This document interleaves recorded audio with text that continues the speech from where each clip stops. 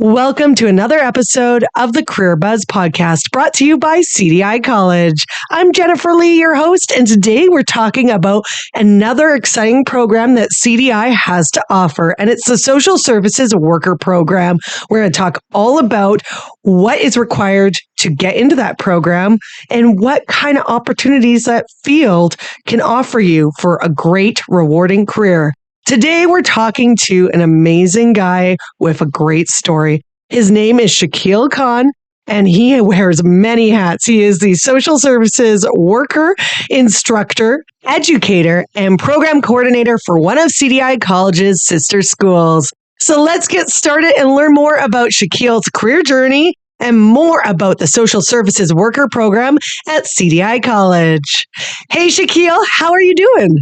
I'm doing good. Thank you for asking. How are you? Great. Are you enjoying the sunshine we have going on here? Yeah, I mean, it's so nice, honestly. A little bit of vitamin D, right? Can't go wrong with that. It's like summer has arrived finally. Yeah, I mean, I think this weekend it might be, okay, someone's telling me it might be 32 degrees, but like I think it might be just 26, right? But it's hot, man. It is so it's ugly sweating outside. So I'm excited. Ugly sweating. Yeah, but I feel like as soon as we say that and complain, winter is going to arrive again next week. Oh, I know. Oh my goodness. I feel like this weather has just been all over the place from like super rainy to super cold to super hot. Like my body's not adjusting to it just yet, but I'm going to take it as it comes. There we go. Good attitude to have. And can you tell everyone what you do just so everyone has an idea? And you also have some cool naming stories. Well, my name is Shakeel. You can call me Shaq, or my last name is Khan. You can call me Shaka Khan. So I've been in the mental health industry for roughly 10 years now. So I started at a very young age, experienced it at a very young age with addictions and all that kind of fun stuff. I currently am a instructor at a local college here in Surrey. I teach the social services, mental health, and wellness program that actually specializes both in addictions, childcare, and mental health foundations. Outside of that work, I'm also a counselor, an addictions counselor, and an educator for another nonprofit organization called Muslim Community Care Foundation. Wow. I feel like, can you do any more jobs? I thought I was busy. And I also know on top of everything that you do, and you do amazingly, you also have a podcast as well. Yeah, I'm also a part of a podcast, and I'm a professional photographer as well. So I mean, that's it. I swear there's nothing else, right? Maybe, yeah, I want to pick up another hobby, but I'm just like, no, I'll wait. I'll work on the 3 that I have. And how did you get into social services work? I know you mentioned a little bit before that some personal stuff kind of led you in that direction, but was there like a light bulb moment that one day that you're like, oh, I found my passion?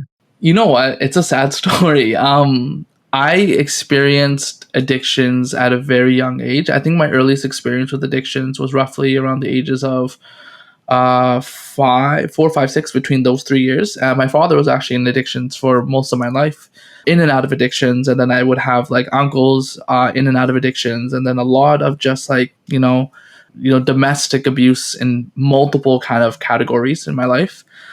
So kind of seeing that, and then really just being a part of the educational system. So a little fun story about me.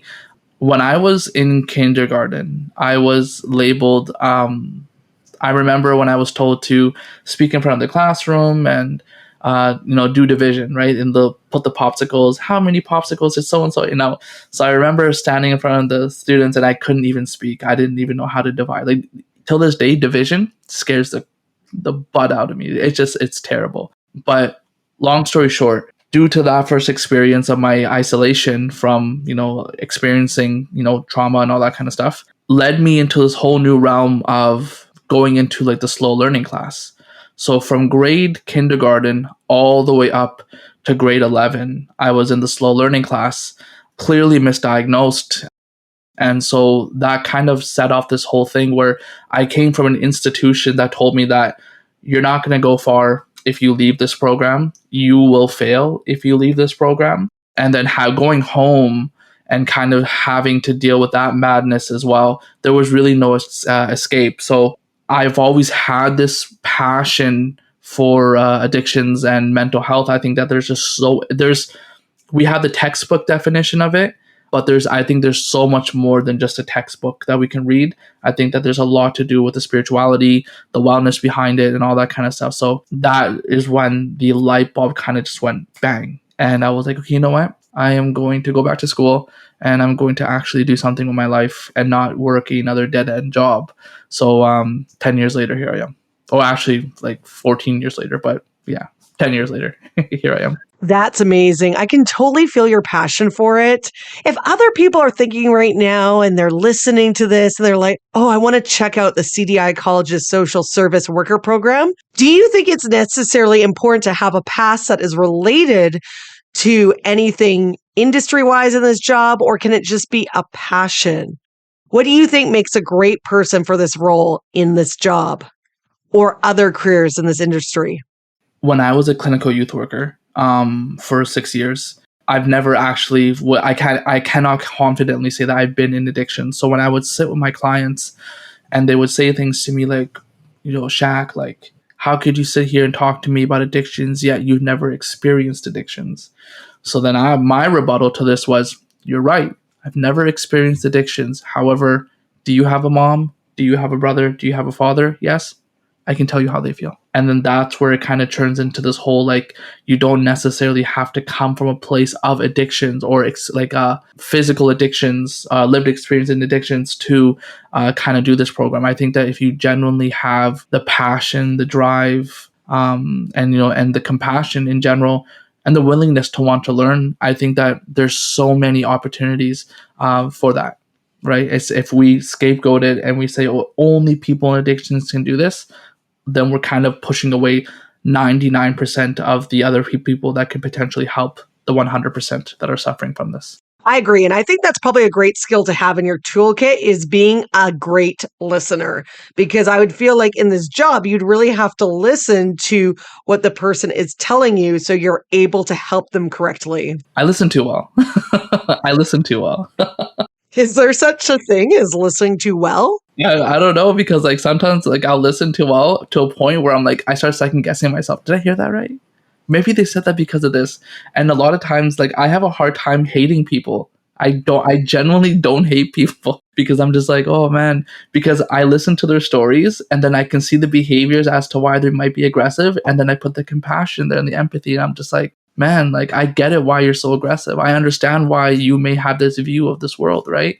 And then that's where the listening skills comes in, because listening allows the person to put like, I guess, love between that person and compassion, right? Which creates empathy. So it's an important tool for sure. Yeah, you really have to understand people for this job. You're kind of in the people industry. You really have to be able to be relatable and understand what they're going through. Yeah, we really are. Like, it's just like oh man, it's like when I really break down the program, it's just I'm teaching people how to create life skills that they may not have, they should have had, but they don't have, like being nice, being mannerful, being respectful, learn listening skills, empathy, and all that kind of stuff, right? So it's a beautiful program when you really are dedicated to it. And with this program, because it's kind of broad, it's called the Social Services Worker Program, like many programs, actually. You go into them and you discover there are many different careers that you can go to and positions under this umbrella. And sometimes I think we limit ourselves because we just see the words and we're like, we're going to go into this program. And then we get in there and realize it's so rich and there's so many different paths that we can take and areas that we can explore. So what are some of the areas that people can explore if they take the Social Services Worker Program at CDI? It's scary because the word social is so broad, right? So the thing here is that, like, I also do like a few recruits here and there, right? And it's one of the questions I'm always asked is, where could you work? So you can work in hospitals, right? Any PHSA, VGH, Fraser Health facilities that allow people with social service workers diplomas, they're allowed to go work there. Obviously addictions and recovery facilities. One of my favorite places I love to send students, but I don't just send any student there, to be honest. It's kind of like you have to work really hard to get that placement, which is high schools. You can work in high schools. One of the more recent ones is working with victim services. and where I'm currently in the talks of getting students to go into correction facilities like jails to work with the nurses to conduct support groups for the inmates as well and all that kind of stuff. So there's so much work out there.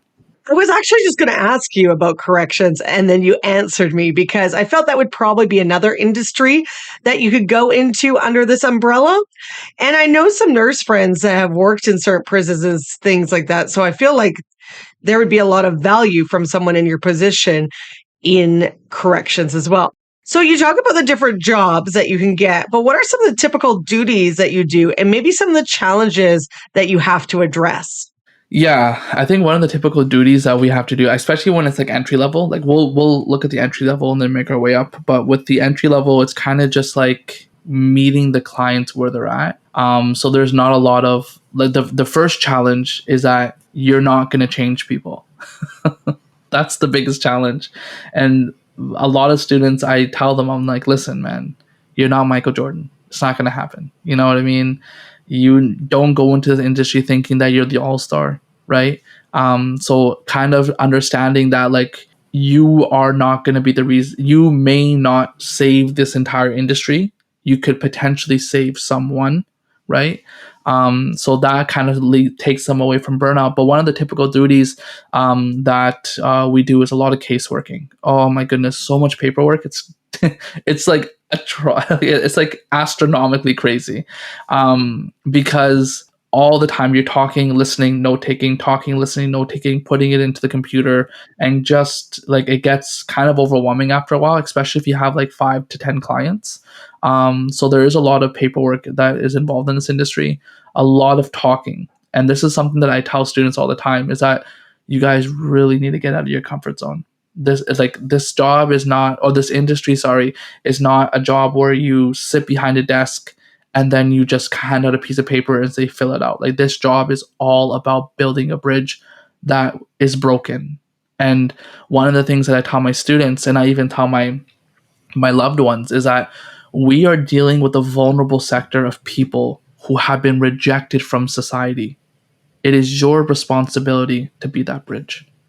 So when you see these individuals, take that opportunity to sit, listen, learn, and build that bridge as a relationship. So that's like the main thing.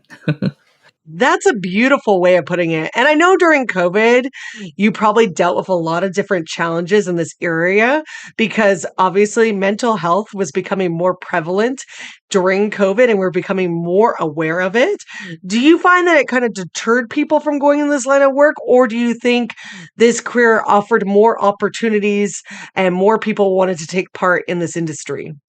More people than ever. Like, oh my goodness. So here's the thing. This was the crazy thing I tell all students. I'm like, listen, when the entire world shut down, like we lost Walmart, we lost Superstore, we lost like PetSmart, I love PetSmart.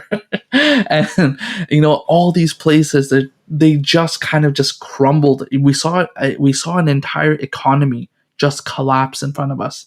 2 things stayed outside of banking and all that kind of stuff. But 2 things stayed: healthcare and social service work and social work. These are the 2 things, because healthcare, because of COVID, obviously, right?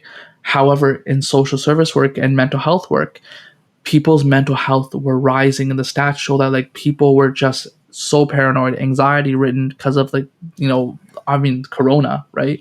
And all that kind of stuff, and then constantly staying home. So we had so much work to do, and our enrollment rates were very high as well. And even to this point too, they're still hiring out the wazoo, because they see the need. Unfortunately, during the pandemic, we also had an overdose crisis, and the pandemic didn't make it any easier, right?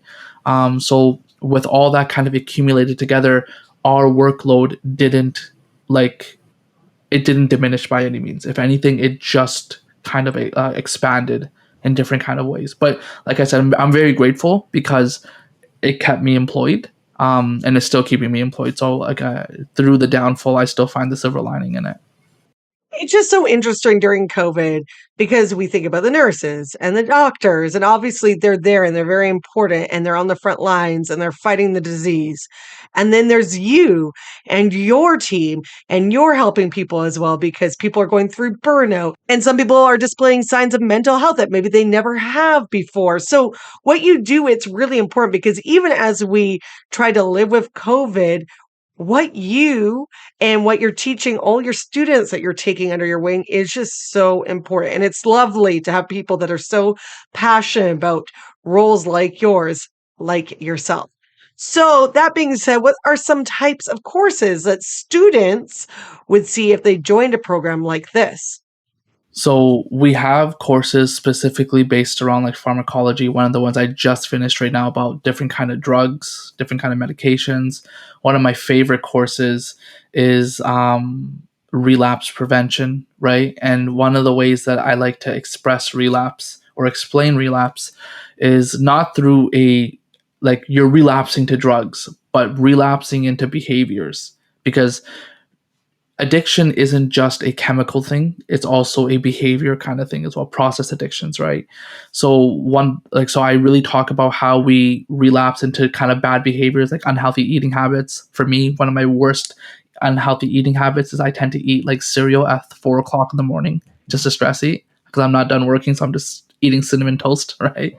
But another one of my favorite courses is intake and assessment, and that kind of talks about, the paperwork that comes with, peer support counseling and all that kind of stuff. And then another one would be, the fundamentals of mental health, the fundamentals of addiction, community, like subculture and culture. So, in regards to just understanding the human psyche and kind of like politics, we kind of push them together, and then we put mental health and then healthcare all into one program. So if you're someone who's passionate about just like, okay, maybe you don't want to work with addictions, okay, sure, we have a program for that. We have a whole set specifically for that. Maybe you want to work in addictions, okay, great, we can do that. Maybe you don't want to work with youth or addictions, okay, great, we have something for that as well. So there's a lot of discussions into our classrooms in regards to current day events and all that kind of fun jazz as well. So there's so much work. It's like a plethora of different courses, but it's really fun. I swear. I swear, it's so fun. You gotta come. I just bought a coffee machine. It's amazing. Oh, I want to come take your course. You're just so passionate about what you do, and it sounds great. If someone's listening to this right now and they're thinking about a career in this field, this is something that I always like to think about. And we talked a little bit about before, but a stepping stone into other careers. And sometimes we start off in one part of the industry and then we want to take some more education and then still stick in the similar industry, but kind of go off to another kind of career branch, as I like to talk about. If people start with the social services worker program, is there a different area that they can end up later on with education in the healthcare system?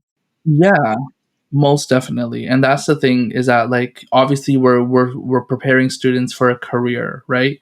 And one of the things that's important is setting them up for the future. So I just recently, I think it was last week, one of my previous students from I think 2 years ago graduated.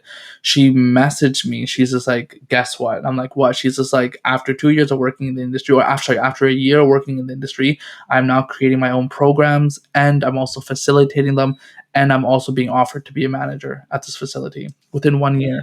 Right. So the thing here is that there's if you do a good job, you'll have an amazing outcome. One of the things I try to tell my students is that don't just work for someone. Create your own workshops. That's something that I've been doing. Create your own workshops, expand your mind, go get more education, but also still work in the industry. Because the thing here is that this kind of work, this kind of education never stops growing. It's always, as long as we are here, this kind of work will always grow, and especially the education behind it. So there's a lot of growth as long as you get your foot in the door, right? If you want to be someone who kind of just wants to stay there, lay low, that's totally fine. But if you are someone who is willing and ready to learn and actually, pick up your socks and go climb that ladder, it's a very easy ladder to climb. And since you've been doing social services work for a while, is there a story that you still think about from your days of being a social services worker? Yeah, I think, there's so many stories. But one of my favorite stories was with my client. He suffers from amnesia, Tourette's, and unfortunately addictions as well. I think his drug of choice was heroin and fentanyl. And so when I met him, young kid, and this is a year into the this is 1 year as a clinical youth worker, and I remember just seeing my guy, and I'm just like, hey, he's like, hey, and then he was my client for a year, and he couldn't even remember the medications that he would take. So he'll come in the morning to me. He'll be like, "Hey, Shaq, I need X, Y, and Z." I'm like, "Okay, it's 9 o'clock. Here's the medication." We'll kind of have a talk, and then he'll come back to me at like 9:45. "Hey, did I take my X, Y, and Z medication?" And I'm like, "Yeah." He'll come back at 11. "Hey, did I take that medication again?" I'm like, "Yeah, you're." So we created a chart, and every day that he looks at the chart, it kind of reminds him because of his drug use and amnesia. So this guy was having such a hard time coping because of his illness, and he there was multiple times where he was contemplating suicide, and with the love of support of our staff workers, um something amazing happened. He wanted to go back to school, so I'm like, okay, let's go back to school. So then he went back to school. He went to a university, he graduated, and then he became a chef, and now he's working in the kitchen. And the thing here is that he still has his illness. He's now sober, but he still lives with amnesia. He still lives with Tourette's. And the best part about it is that, I'm so honored to be a part of that bridge, because society shunned him away 100% of the time. And it just takes one person to simply say, okay, let's listen to this story, and that's all it took. And now this guy he's living a good life. Oh, I just love that story. And I love how you put it in that beautiful imagery of how you were that bridge for him. I think that's great. Do you still keep in touch with him? Once in a while, I'll see him, message him, "Hey, how's it going? How's life?" He's doing good, man. Right? I'm like, "Oh, that's cool."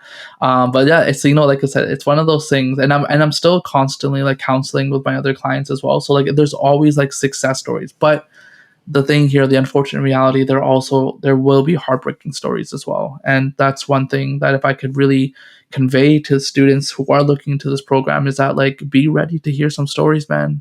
Be ready to fight back some tears, be ready to deal with that, because there's days in my lectures that I'll give a lecture and it'll be so passionate where there's no dry eye in the classroom, right? And so as long as you're ready for that, then I think we can talk about composure, which is awesome. And you just touched upon something important because the job sometimes can have a lot of heavy content matter in it day after day. How do you take care of yourself? Because I would think that self care was so important in this job. Yeah, most definitely. So honestly, I don't sleep half the time. I do sleep. So like, I mean, I obviously sleep, but like, I just have to tell myself, number one, that like, listen, Shaq, you'll deal with it on today's Friday, bro. It's a Monday issue, right? So I number one, get into that mindset, but just getting into a mindset will not calm the anxiety down. So then it goes into my next thing, which is I have a photography business, and I really take my time into photography. I picked up a hobby. I'm currently going to boxing. I joined a soccer league. So I'm keeping myself busy on the days that I don't have work. So after like maybe 6, 7 o'clock is 1 hour of just either I'm doing photo shoots, boxing, or I'm playing soccer, or I'm going to the gym. Because physical wellness equates to mental wellness. And if I'm just, the way that I like to look at it is like this. So kind of like a filter, okay? So imagine going to work, getting yelled at by your clients, and then immediately coming home. And then you're going to talk to your parents, maybe talk to your spouse. Your mood will kind of be a little bit distorted, right? Because like, you were just finished getting yelled at. Now you're gonna go talk to your husband, or go talk to your wife, or talk to your children, and maybe you may not want to be confrontational, but you might slam a cupboard here or there, right? You might just be extra quiet, and your spouse might be like, "Oh, what's going on here?" So I call it a filter, where I get yelled at work, or I may have a hard time at work, or there might be a sad story at work. I then transition into that 1 hour filter. And in that 1 hour filter, I'm either going for a walk, I'm either going to the gym, doing a photo shoot, painting, reading, or doing something. And then I'm transitioning into my safe space, which is my house. It's kind of like weather. If it's cold one day and hot the next day, our body cannot, control that, right? Or transition. So kind of like our mood as well, is that we can immediately just switch off our moods. I think there was a recent study that came out that said that after you're done yelling and being angry, it takes your body 24 hours to actually calm it down. So you can like compose yourself and look good, but your internals are saying, by the way, no, it's not, right? So I really try to give myself that filter, that transition moment, which is that 1 hour. I just tell everyone, I just need an hour. Give me that 1 hour of just pumping those weights or playing a game, and then I will give you the best version of myself after that 1 hour. But before that, you may not get the best version of me. Kind of like I love flying. I was recently in Saudi Arabia for 10 days. And then before that, I was in New York in December. And I always tell my students this. I'm like, listen, when the plane's crashing, who gets oxygen first? You, right? So when you're crashing at work, are you just going to take off the oxygen mask and give it to your client? You are. And I really try to gas my students up. And I tell them that in this game of chess, you're not a pawn. Because I actively play chess. When we play chess, pawns are the first to be sacrificed, right? I tell my students, in this classroom, you are kings and queens. That is all that we're producing in here.